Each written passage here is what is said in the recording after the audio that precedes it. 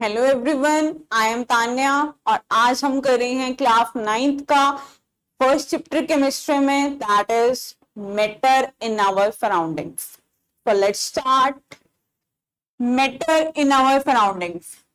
तो देखिए यहाँ पर मैंने आपको 4 ऑब्जेक्ट शो किए हुए हैं। First one is Apple, second one is flag, star, flowers. तो ये आपकी शेप क्या बता रही हैं कि हमारे आसपास ये चीजें हम ऑब्जर्व करते हैं, और जो चीजें हम ऑब्जर्व करते हैं वो सारी किस कैटेगरी में आएंगी? वो सारी आती हैं मैटर की कैटेगरी में। तो एक्चुअली जानते हैं इस मैटर वर्ड का मीनिंग क्या है केमिस्ट्री में? तो matter is anything that occupies space and has मास। तो स्टूडेंट्स देखिए, 2 कंडीशन जरूरी है मैटर होने के लिए। The first condition is anything, ऐसी कोई भी चीज हो सकती है जो क्या ऑक्यूपाई करेगी? स्पेस ऑक्यूपाई करेगी। मीन्स मैं उसे कहीं पे भी प्लेस करूं, वो क्या करेगी? कुछ ना कुछ जगह को घेरेगी, स्पेस को ऑक्यूपाई करेगी। तो फर्स्ट कंडीशन ये होनी जरूरी है। After that the second condition is उसमें कुछ ना कुछ मास होना चाहिए।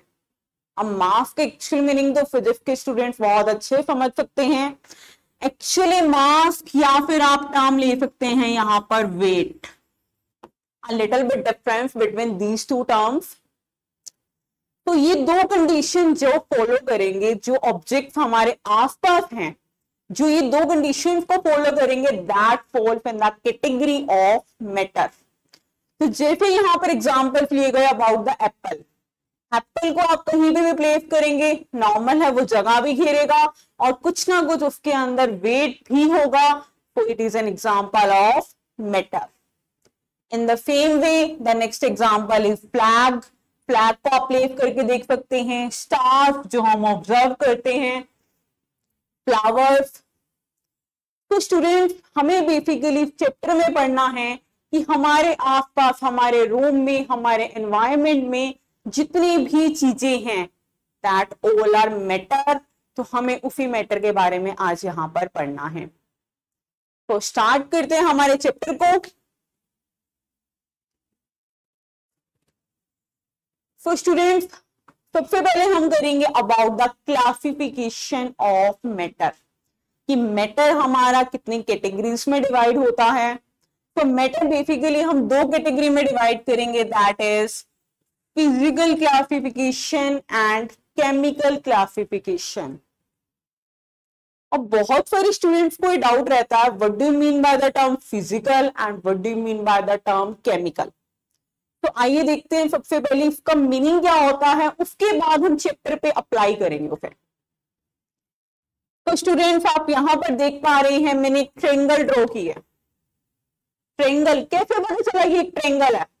जब आपने इसे आई से देखा, यानी जो चीजें हमें देखने पे पता चल रही हैं, जो उसकी फिजिकल लुक से पता चल रही है, देखने पे, अपीयरेंस से पता चल रही है, that is known as physical properties. तो आइए राइट करते हैं अबाउट द फिजिकल प्रॉपर्टीज। ये मेरे पास एक ट्रेंगल है, तो ट्रेंगल की कौन कौन सी फिजिकल प्रॉपर्टीज होंगी, आइए राइट करते हैं मिलके।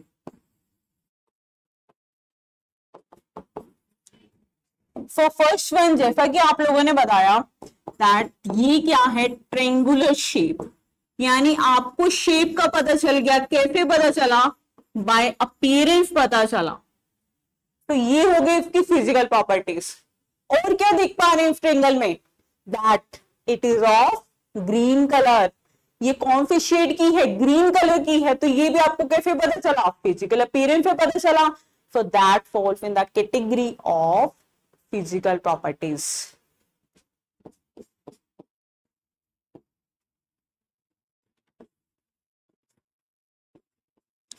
सो स्टूडेंट्स, अब हमने यहाँ पर 2 फिजिकल प्रॉपर्टीज तो राइट कर ली, ठीक है, जो हमें देखने पे पता चल रहा है। मैं यहाँ पर मेंशन कर देती हूँ जो मुझे अपीयरेंस पे पता चल रहा है। बट केमिकल प्रॉपर्टीज क्या होंगी?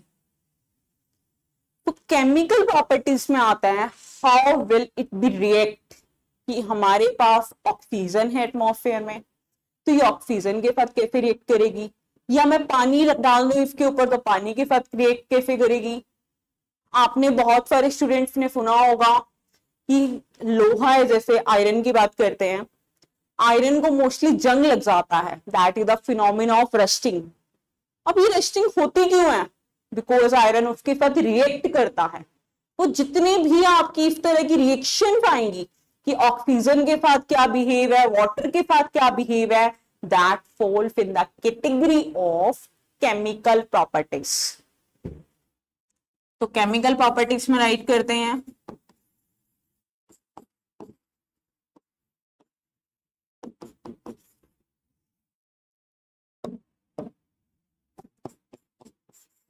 रिएक्शन विद, आप लिख सकते हैं रिएक्शन विद O2, बिकॉज आपको पता है एटमॉस्फेयर में ऑक्सीजन प्रेजेंट है, तो ऑक्सीजन की वजह से ही बहुत सारे फिनोमिना यहाँ पे ऑब्जर्व होते हैं। और आप यहाँ पर लिख सकते हैं रिएक्शन विद वाटर।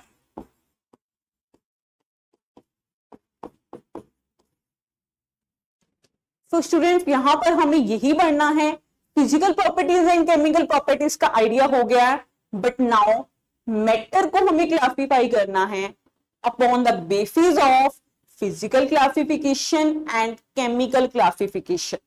तो आइए स्टार्ट करते हैं।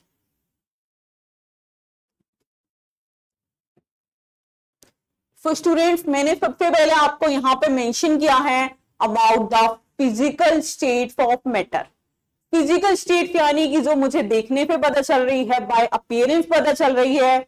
तो देखिए first one is solid, second one is liquid and third one is gas.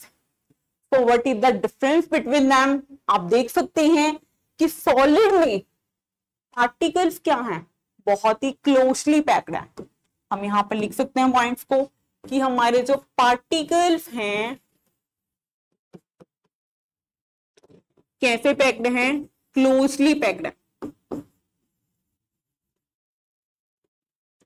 Liquid की बात की जाए तो पार्टिकल्स थोड़ी सी लूजली पैक्ड हैं एज कंपैरिजन टू सॉलिड। तो हम यहां लिख सकते हैं पार्टिकल्स की क्या आपकी स्ट्रक्चर रहेगा, they are loosely packed. And what about the gas, gas में पार्टिकल्स क्या आपके दूर दूर है, तो हम यहां पर लिखेंगे वेरी वेरी लूजली पैक्ड।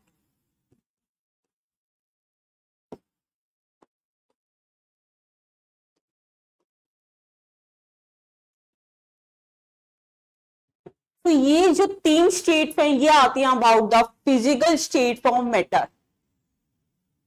अब देखिए सॉलिड में आप देख पा रहे हैं पार्टिकल्स बहुत ही क्लोजली पैक्ड हैं, तो क्लोजली पैक्ड होने की वजह से अट्रैक्शन बहुत ज्यादा होगा, अट्रैक्शन बहुत ज्यादा होगा और पार्टिकल के बीच में स्पेस बहुत ही कम होगा।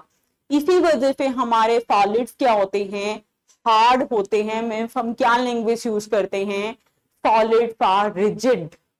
क्या यूज करेंगे आप सॉलिड के लिए, वर्ड रिजिड। ये आपको केमिस्ट्री की एनसीईआरटी बुक्स में देखने को मिलता है। ये किस वजह से हुआ, पार्टिकल क्लोजली पैक्ड थी तो अट्रैक्शन आपकी बहुत ज्यादा इंक्रीज होगी, and due to increase of attraction वो आपके क्या हो जाते हैं, सॉलिड हार्ड होते हैं and we can known as rigid. तो सॉलिड के एग्जाम्पल तो आप सभी ने एक ऑब्जर्व किया होगा डेली लाइफ में। जैसे कि आप कोई भी मिठाई की शॉप पे जाते हैं, मिठाई की शॉप पे वहां लड्डू पड़े होते हैं। अब लड्डू की अरेंजमेंट किस तरह पे होती है, पहले मान लीजिए एक रो में उन्होंने 5 रखे, फिर क्या करेंगे एक के ऊपर एक, एक के ऊपर एक, में अगली रो में 4 होते हैं, फिर 3, फिर 2।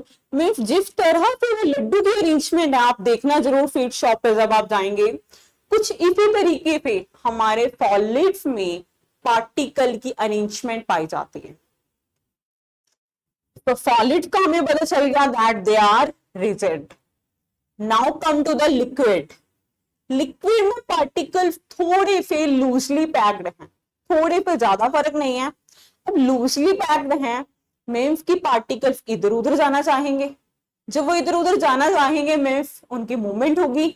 एंड फिजिक्स की टर्म में हमें पता है जब हमारे पार्टिकल्स मूव करते हैं so there is some value of kinetic energy. Means इसके कंपैरिजन में जो हमारे अट्रैक्शन है थोड़ा सा कम होगा, और यहां पर आपको क्या देखने को मिलेगी, कुछ ना कुछ काइनेटिक एनर्जी की वैल्यू देखने को मिलेगी। Okay, now come to the third state, that is gas. Gas में आप ऑब्जर्व कर रहे हैं पार्टिकल्स बहुत ही दूर दूर है। अब पार्टिकल्स बहुत दूर है, इट मींस नो अट्रैक्शन, तो अट्रैक्शन जो है हम लिख सकते हैं दैट इज नेग्लिजिबल। बिल्कुल हल्की सी होगी, हम उसे नेग्लिजिबल ही कंसीडर करेंगे यहां पर। इसके अलावा पार्टिकल्स दूर दूर है, अट्रैक्शन नहीं है, मूवमेंट बहुत ज्यादा होगी, एंड मूवमेंट ज्यादा होने की वजह से काइनेटिक एनर्जी की वैल्यू आपको यहां पर मैक्सिमम मिलेगी। तो लिखते हैं काइनेटिक एनर्जी आपको यहां पर कैसे मिलेगी, maximum.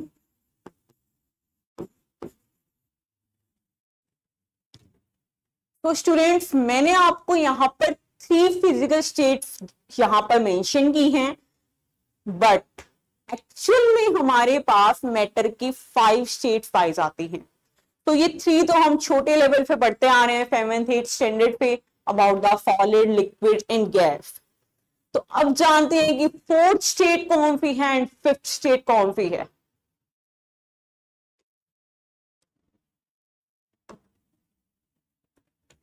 So 4th state of matter is plasma. अब फर्स्ट टाइम ये वर्ड सुनोगे, what do you mean by the term plasma? Actually plasma आपकी कैसी स्टेट रहती है, सुपर हीटेड, बहुत ज्यादा गर्म है ये स्टेट, बहुत हाई टेम्परेचर है कि पर्सन ये वहां पे या एनिमल वहां पे एग्जिस्ट नहीं कर सकते। तो हम एग्जाम्पल यहां पर ले सकते हैं प्लाज्मा का sun, that is very super heated state.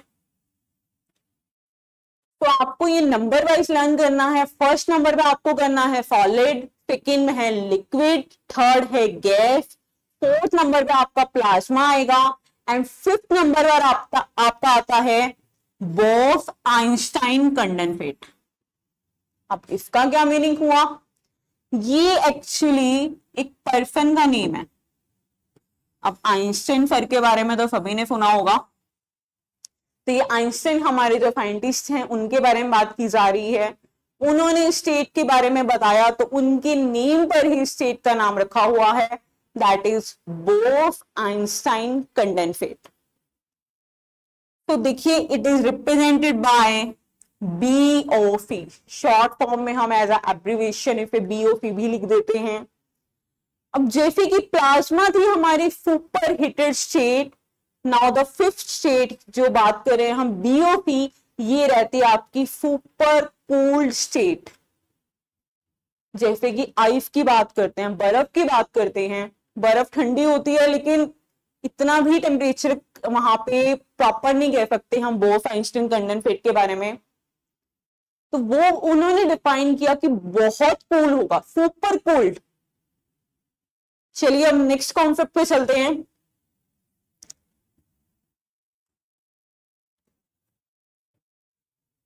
The next question is, हमने अब स्टेट तो पढ़ ली, अब हमें इसे कन्वर्ट कैसे करेंगे? How can we convert one state into another, second into third, means कि इन स्टेट को आपस में कैसे कन्वर्ट किया जाएगा और इस प्रोसेस को क्या नाम दिया जाएगा? आइए इसके बारे में पढ़ते हैं। तो यहां पर 3 स्टेट मेंशन है, सॉलिड, लिक्विड, गैस। तो स्टूडेंट्स जब आप सॉलिड को लिक्विड में कन्वर्ट करेंगे, that process is known as fusion. उस प्रोसेस का नाम आपको क्या बताना है? फ्यूजन बताना है। तो सीबीएसई के स्टूडेंट्स देख लीजिए, आपके एग्जाम में छोटे छोटे 1 1 2 2 मार्क्स में डेफिनेशन आती है, what do you mean by the term fusion. So you can write the process in which solid state is converted into liquid state, that is known as fusion. Okay, तो अगर मैं बात करूं examples की, तो example आप basically उठा सकते हैं अबाउट द वाटर। आपको पता है वाटर, ये आपका जो है, अगर मैं बात करूंगी सॉलिड स्टेट में ये बर्फ में भी एग्जिस्ट करता है H2O, तो मैं क्या लिखूंगी H2O सॉलिड। अगर ये लिक्विड स्टेट में है तो मैं लिखूंगी H2O लिक्विड। अगर ये मेरा गैसियस स्टेट में है तो मैं लिखूंगी H2O गैसियस। मीन्स पानी को ही हम यानी H2O को ही मैं तीनों स्टेट्स में लेकर जा रही हूं। The conversion of ice into water, यानी सॉलिड किस में कन्वर्ट हो गया, लिक्विड में कन्वर्ट हो गया। That process is known as fusion. अब बात करते हैं इसके अपोजिट प्रोसेस। अगर मुझे लिक्विड से सॉलिड में कन्वर्ट करना है तो क्या कहेंगे, तो लिक्विड से सॉलिड में कन्वर्ट करने के प्रोसेस को कहा जाता है सॉलिडिफिकेशन। यानी हमने क्या किया, पहले लिक्विड में थी, अब किस में कन्वर्ट कर दिया, सॉलिड में कन्वर्ट कर दिया।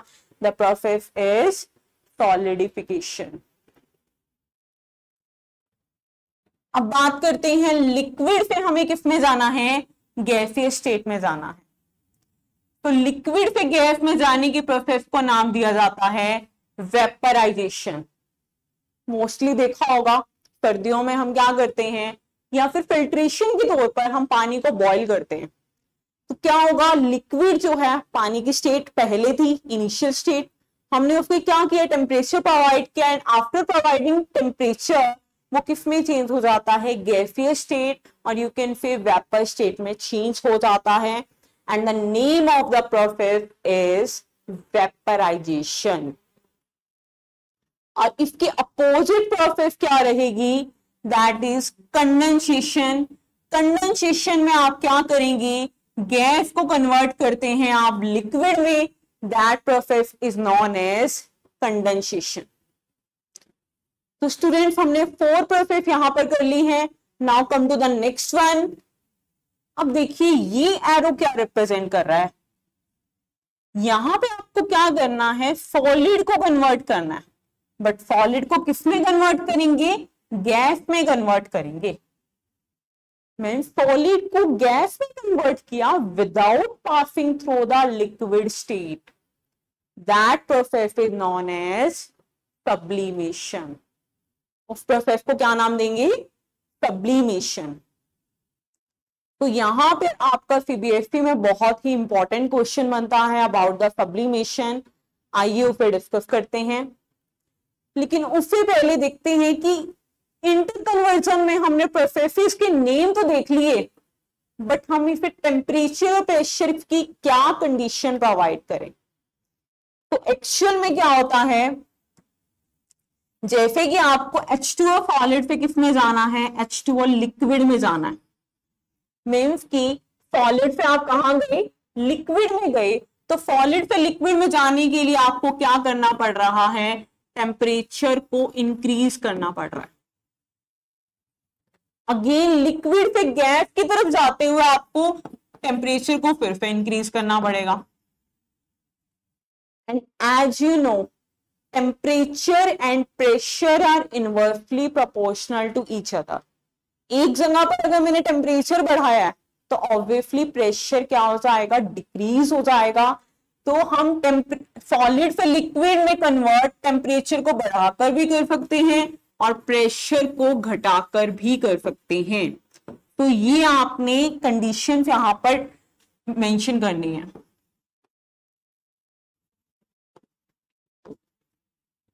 और अगर हमें अपोजिट आना है, गैस से लिक्विड में आना है, तो टेम्परेचर को क्या कर देंगे, घटा देंगे। मीन्स की टेम्परेचर का डिक्रीज हो जाएगा, प्रेशर का इंक्रीज हो जाएगा।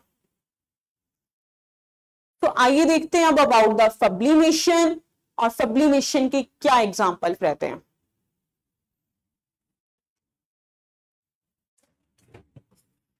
तो सब्लिमेशन की बात की जाए, the most common example about sublimation is camphor. हाँ जी स्टूडेंट्स, कैम्फर यानी जैसे हम कहते हैं कपूर की टिक्की, हवन वगैरह में भी हम इसे यूज करते हैं। तो ये एक सॉलिड सब्सटेंस है जिसको मैं हीट करूंगी और डायरेक्टली किस में चेंज हो जाता है, गैस में, without passing through the liquid state. तो क्या लिख सकते हैं इसमें, सॉलिड आपका डायरेक्टली गैस में कन्वर्ट होता है। तो फर्स्ट आपका मोस्ट इंपॉर्टेंट एग्जांपल रहेगा camphor. Now come to the next example, that is naphthalene ball.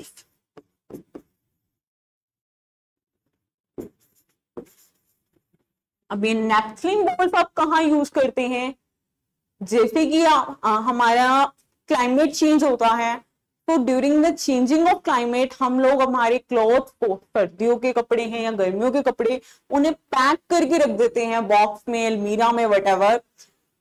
तो इंसेक्ट से बचाने के लिए, कॉकरोच से या चूहे वगैरह से बचाने के लिए हमारी मदर्स क्या करती हैं, उनमें नैपथलीन की बॉल्स रख देती हैं, जिससे हमारे कपड़ों तक कोई भी इंसेक्ट नहीं पहुंच पाता। तो एक्चुअली नेपथलीन बॉल्स का काम क्या है, they have the property to sublime.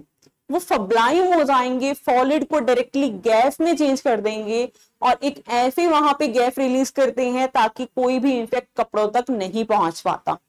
तो यहां पे भी आपका यही फिनोमिना रहता है, सॉलिड आपका डायरेक्टली गैस में कन्वर्ट होता है without passing through the liquid state.